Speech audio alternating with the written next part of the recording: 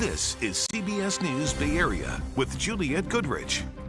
I'm Sarah Donchi in for Juliette. It felt like winter today, at least by California standards. We saw on and off rain across the bay. If you drove on any bridges today, you probably felt the wind too. And they're getting the first significant snowfall of the season in the Sierra. Look at this. This was on Highway 80 close to Truckee. You couldn't even see the pavement. Let's check in with meteorologist Paul Hagan. Yeah, we'll add up how much additional snow is going to fall in the Sierra coming up in a few minutes. Want to focus on the rain across the Bay Area, which is moving off to the east. We saw those bands of rain moving into the North Bay late this morning on time, and then across the rest of the Bay Area into this afternoon and this evening. Certainly made a mess of the afternoon and evening commute. Let's take a look at how much rain added up with this first batch of showers. And in Santa Clara Valley, not a lot. A few hundredths of an inch of rain in San Jose, just over a tenth of an inch of rain around Los Gatos.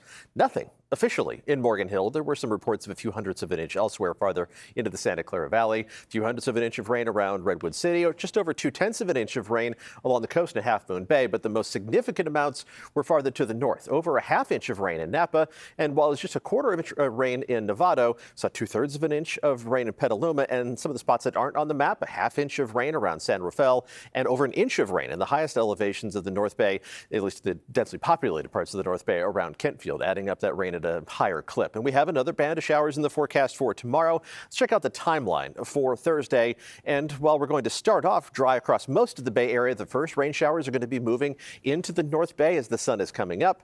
And we'll see those rain showers spreading out across more of the Bay Area as we head through the morning and into early afternoon. Lighter rain in general compared to what we saw today, but it's still going to be enough to drop plenty of puddles on the roads. We'll take a look if there are any more rain chances farther down the line in the 7-day forecast in just a few minutes.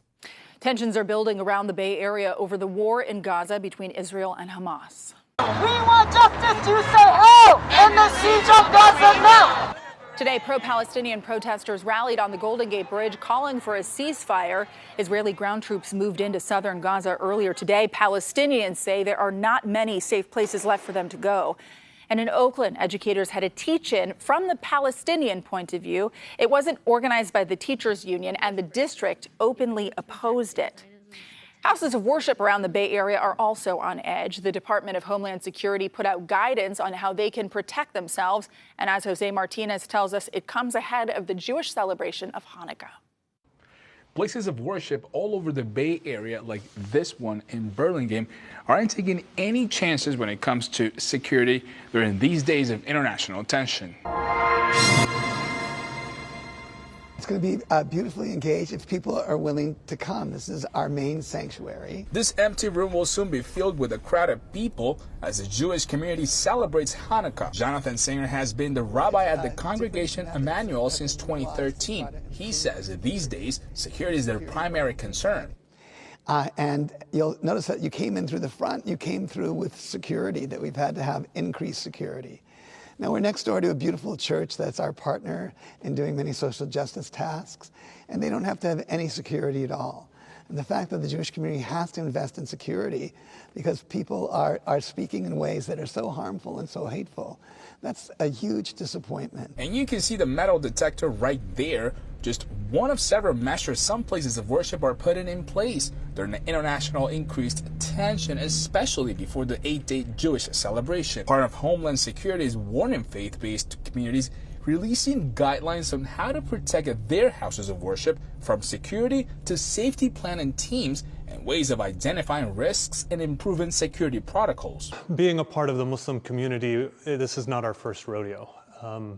Anytime there are election cycles and inflammatory speech from high-ranking presidential candidates, Islamophobic comments, and then, of course, the current events that happen throughout the world, we have kind of gotten used to, unfortunately. Rami Salah is the president of the Yassin Foundation. He tells me they must increase security after seeing incidents happening in other parts of the country. Obviously have in our facilities video monitoring and security measures in that way. We have a facility here in Burlingame and one in Belmont, and worked with our local police departments in Burlingame and Belmont, especially around our large Friday prayers where hundreds upon hundreds of men and women come to pray. Tension is real as the Israel-Hamas war keeps amplifying anti-Semitic and anti-Muslim attacks. So for them, these places of worship should be free of violence and full of love. And we're making sure that we're a place where people can come and celebrate. And the light of Hanukkah is a light of courage. So we want people not to hide, but to say we are standing together as one united community. And we want all people of faith and all people of goodness to stand together against all kinds of hate. A house of worship, be it a mosque, a church, a synagogue, needs to be a safe and protected place for people to connect with whatever it is they need. So for Muslims to come to a mosque or a Muslim community center to feel that, the same with Jews who are feeling the pressures of anti-Semitism in this current climate, need to be protected to find solace and comfort in their synagogues. And they both tell me they will continue making sure that these places stay open and safe for everyone. Oakland police say they've been talking to federal and state law enforcement ahead of Hanukkah celebrations there tomorrow. They say so far they're not aware of any credible threats. The tree lighting at the state capitol was held virtually. Governor Newsom made the decision to cancel the in-person event over safety concerns after pro-Palestinian demonstrators took to the streets of the Capitol. In a year that has been rife with hardship and challenges, we welcome these precious moments when we can slow down and come together in the spirit of gratitude, joy, and togetherness. Well, in that taped address, the Newsoms did not address the decision to move the tree lighting, but the governor's office yesterday said they wanted to ensure the safety of children and families who typically attend. 3 people are dead. Another are said to be critically hurt after a shooting today on the campus of University of Nevada, Las Vegas. The alleged shooter is also dead. Police first got reports of an active shooter before noon. The school sent out an emergency alert telling the some 30,000 students and faculty to, quote, run, hide, and fight. Investigators say the shooter was a man in his 60s who may have had a connection to somebody working on campus, but no other details. Students describe what it was like after that alert went out. Honestly, everyone was just panicking. We were just having a normal class, and then all of a sudden, someone said active shooter running across. People are scared now because every time you step on a college campus, there's shootings every single year now, and it's just getting scarier and scarier. It's only been 6 years since Las Vegas suffered one of the worst deadly mass shootings in U.S. history at the Mandalay Bay Casino.